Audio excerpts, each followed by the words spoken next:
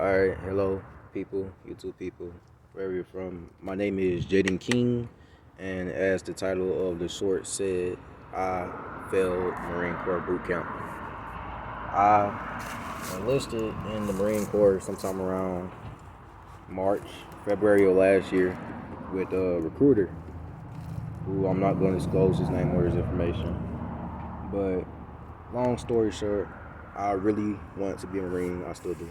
Since I was about 10 and my family was kind of going through it, living in the hotel and whatnot, I saw this commercial on TV and I was like, hey, I want to be a Marine. I was living with my stepdad at the time, who is not my stepdad anymore. And at the age of 10, he told me, you're not going to be a Marine. And ever since that day, that was kind of my job to just kind of keep going forward and prove him wrong. Well, I didn't prove him wrong, as you may know and soon find out. But back to the story. Started talking to a Marine Corps recruiter back around March of my senior year, February, March, somewhere up in there. And I was telling him everything about me, just letting me know about the Marine Corps, and he asked if I had any conditions. I told him I had asthma. Now, he told me to lie about the asthma, which I did lie about my asthma. That wasn't a good thing to do. I'm going to tell you why. Because when I arrived to Paris Island September 13th of last year,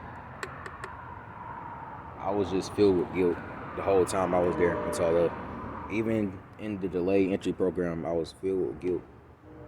I even tried to go back and, get a waiver in the delayed entry program, but he was just saying, I thought we talked through this and whatnot. And I'm going to be honest, I don't have a solid ground. Like, I don't stand my ground at all, sadly.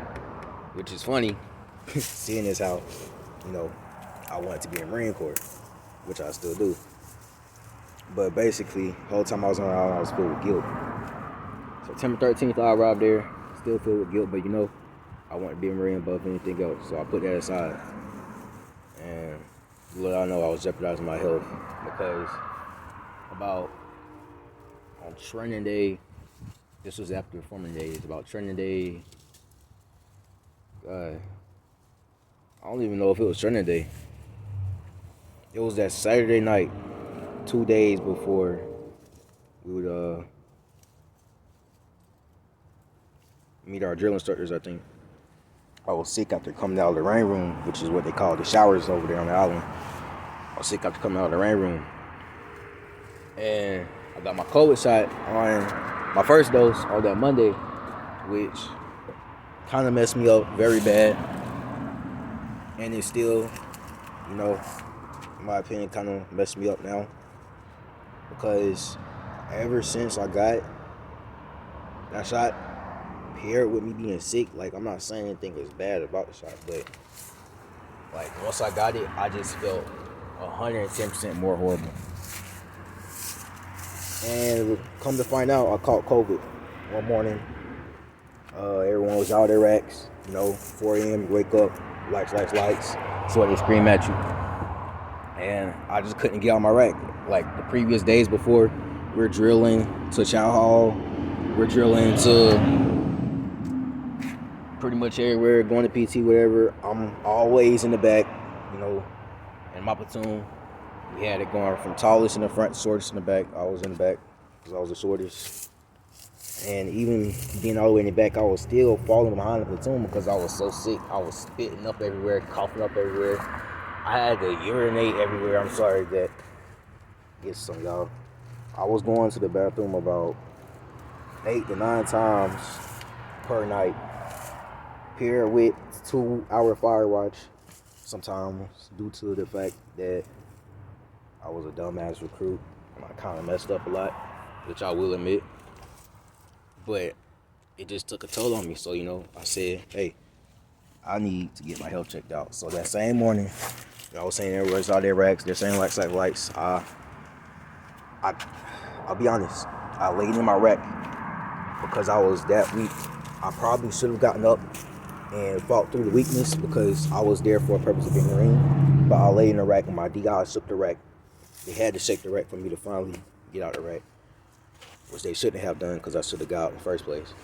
But a couple minutes later, I ended up going to my senior drill instructor, talking to him, and telling him that I've been feeling sick for the past 7 days, which he didn't believe me.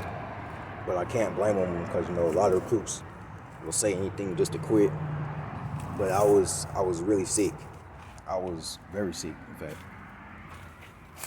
Come to find out, after telling him that, I go to quarantine for about 10 or 11 days with one of another guys from my platoon, which I hope he is Marine now, because that man was funny. But during my time in quarantine, I found out I had caught COVID pneumonia while on the island. Now, the medical condition that I was talking about at previous beginning of the video, asthma. I don't know if I said it or not, but yeah, I had asthma. Pairing that with COVID, and it's current now. Pairing that with my COVID and the pneumonia I had caught, along with a little cold that I had at the same time, it just kind of messed me up. And day 7 of quarantine, my senior drill instructor, I was laying in my rack, knocked out, and comes over there and says, King, that's my last name, do you have asthma? I was so shocked, I kid y'all not. I told him, yes sir.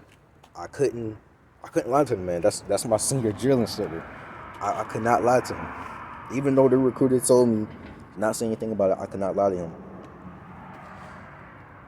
I do know how he found out. My mom told him I had asthma. And the reason she did that is because when you get in quarantine, you get a phone call home to tell your people or to tell anyone that's close to you that you are in quarantine on the island right now due to COVID, pneumonia, or whatever else you have caught. And so my mom told him after I told her that I had COVID. And I'm guessing she was worried. But come to find out when I got home, it was a Chief Warrant Officer 5 from the Army, one of our old friends, that was telling her that she needs to tell my senior drill instructor that I had asthma, which, I am conflicted about, because at times I wish I didn't make the phone call so that way I could still be in there, could be in North Carolina with the rest of my, can't say fellow Marines because I'm not one, with the rest of the Marines up there that I went to school with. But at the same time, I do thank her. That's my mom. I can't be mad at her forever, and I'm not mad at her. I gotta thank her for looking out for my health above anything. But it does fill me with guilt sometimes. But yes, she told my senior drill instructor that. Came and told me, he said, hey, long story short, whatever, you're being charged with fraudulent enlistment once you get out of quarantine. So I said, hey, aye sir. I didn't say hey, aye sir. I said, aye sir. So I get out of quarantine. I go back to my platoon for a little while. I was lead serious. During those couple of days I was at my platoon, we were cleaning up the follow seriouses. Clean up follow seriouses, platoons, whatnot, because, once you start wearing your green on green, everyone else is wearing camis. They kind of seen us going home. Even my kill hat, which I love the man. I'm not even gonna lie. That man was something else. Like pouring out, raining, water all up in my eyes. I'm the only one in green on green. Everyone else is in camis. I'm drilling with him. He's yelling in my ear, "You're going home. You're going home anyways. I don't care. Because I was trying to wipe the water in my eyes, but yeah, I love it, man. I'm rambling. I don't know, but yeah, that is back on track. Get back to my platoon. A couple days passed. Well, actually, a couple days didn't pass. The day I got back to my platoon, I was getting sent to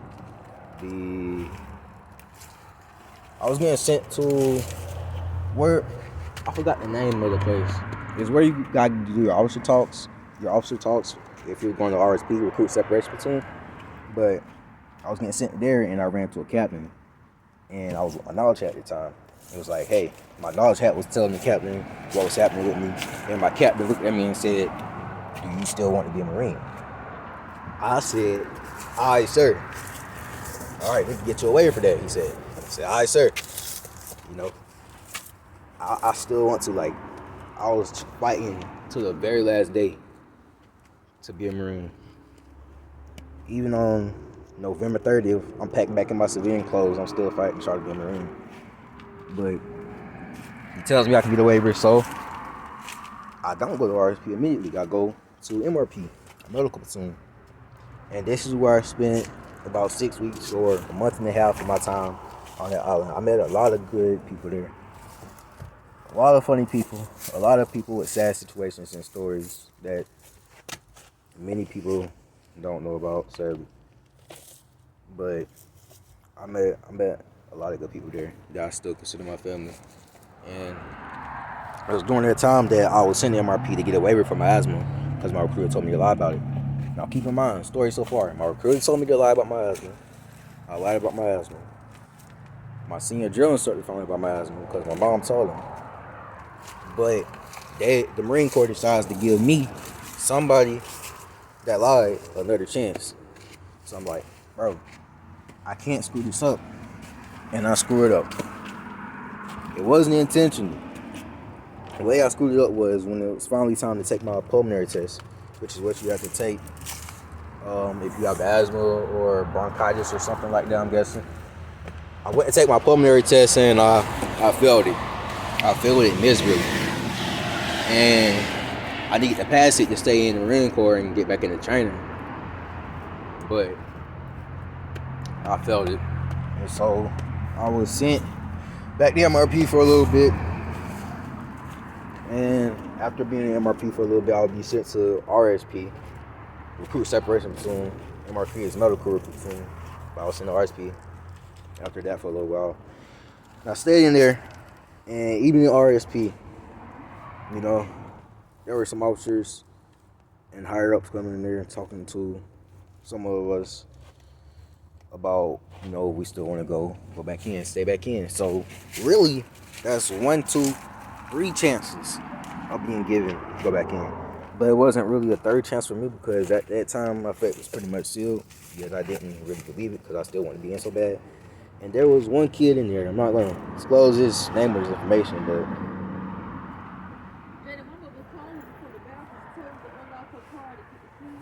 all right. But I was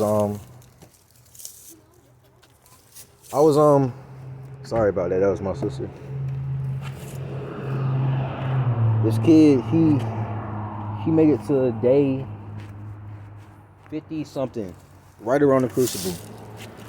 And I'm guessing he got injured or something like that, or no, he didn't get injured because he was in RSP. I think it was lack of reasonable effort or something like that, because he kept saying he wanted to join the Air Force. You don't know why he did this, but he made it day 50 something, right dang on near the crucible. So, you know, he was pretty much with that crucible. Hey, you're a Marine now, but he just wanted to go home. But I'm not going to bash the kid, but God, if that was me in that situation, I would have took it. But basically, after being in RSP for a little bit, you know, I'm still trying to fight to get back in the Marine Corps, even while in RSP, but that doesn't happen. So I'm sent home. And the moment I get home, the same day I get home, because I live in South Carolina. So it was weird actually. I took a plane from Paris Island to Savannah, Georgia, to Charlotte, North Carolina, just to come back to Florence, South Carolina, which is where I'm from, like 3 hours away from Paris Island. But I get back home, and the moment I get back home, I'm just feeling guilt. I'm feeling guilty for lying. I'm feeling sad. I'm feeling all types of mixed emotions. Of course, I was happy to see my family and whatnot, as I haven't seen them in a long time, but I'm just feeling all types of emotions. Mostly sadness, I'm gonna be honest with you. And I reached out to my recruiter, which is, you know, anybody would do their own way of going about it. You know, most people, they probably wouldn't reach out to somebody that told them to lie to them, and now their career is kind of messed up. But I reached out to him. I was telling him, you know, thank you and whatnot, what he did for me, even though, you know, what happened. But he never replied. Called the Air Force. see what they would do with recruits. See what they'll do with people who ask me like me. They said they wouldn't take them. My cousin, she's an E7 in the Navy. She said in Navy with me.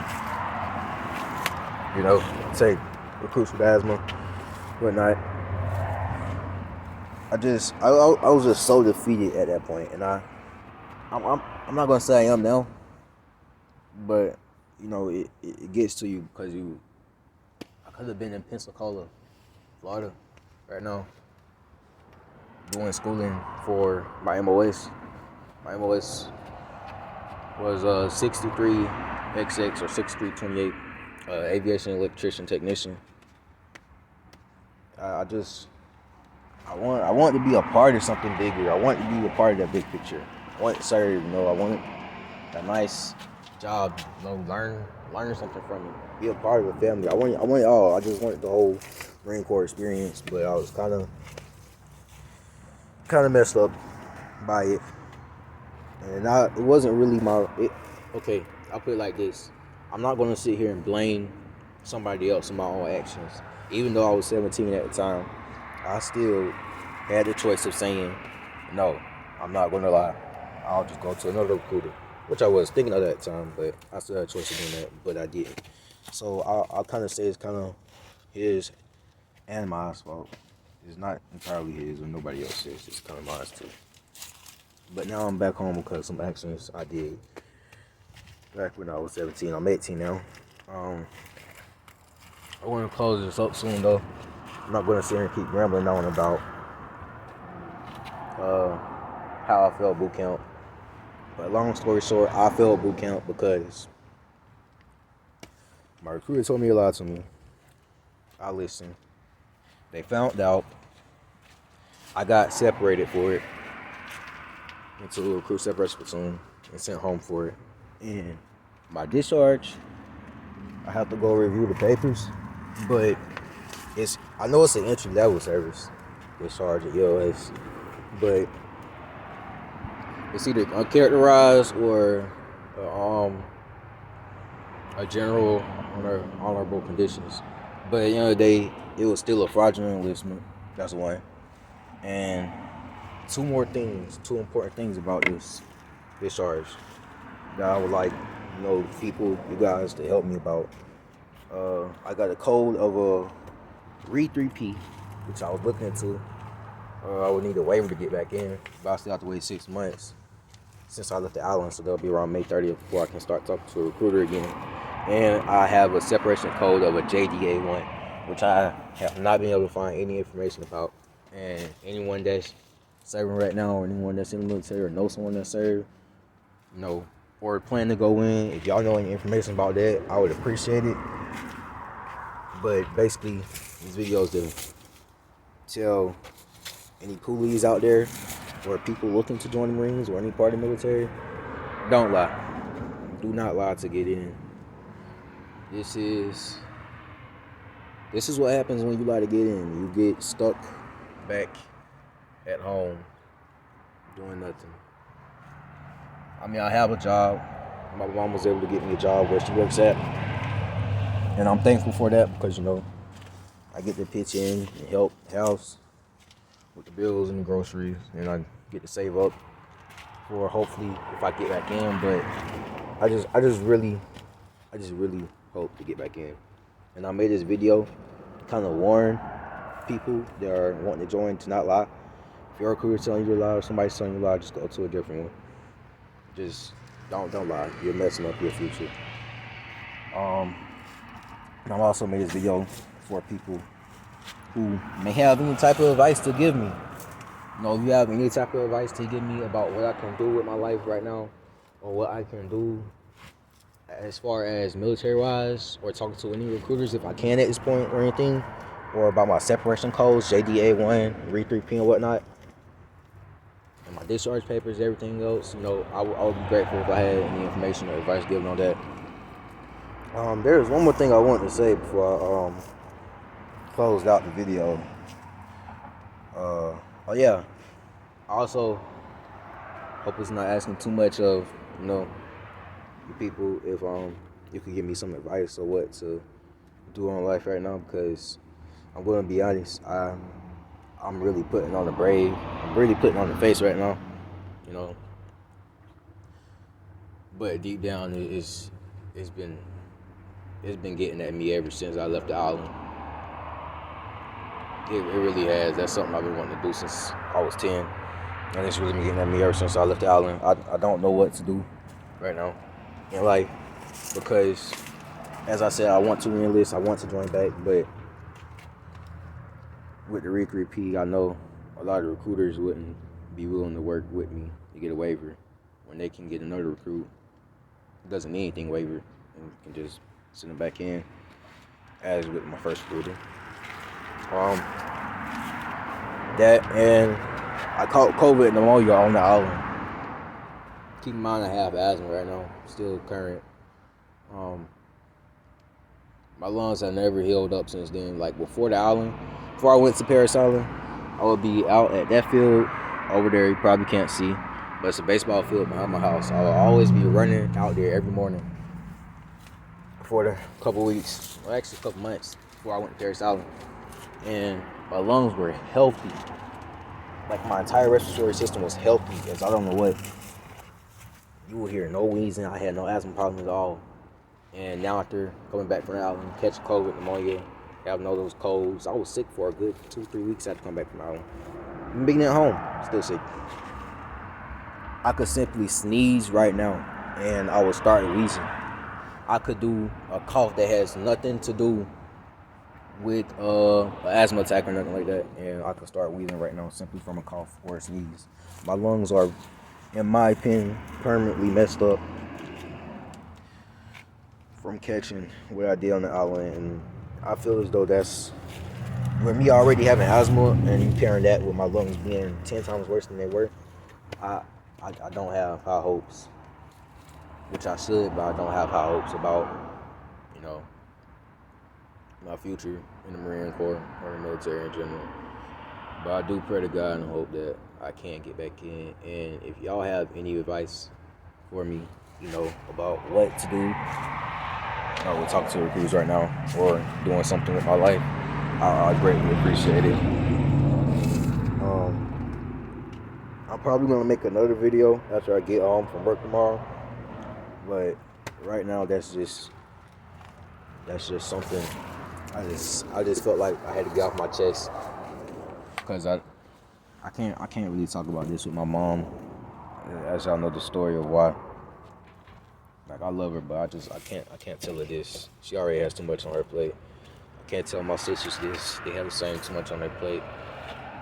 I don't really talk to a lot of people, which is funny considering I'm telling a bunch of random people I don't even know in my life right now. But if you guys could help me, that would be greatly appreciated. But just some advice or some knowledge, I'll be very thankful. But that's my story so far. I'll try to keep you guys updated as much as possible. But until then, I'll see you guys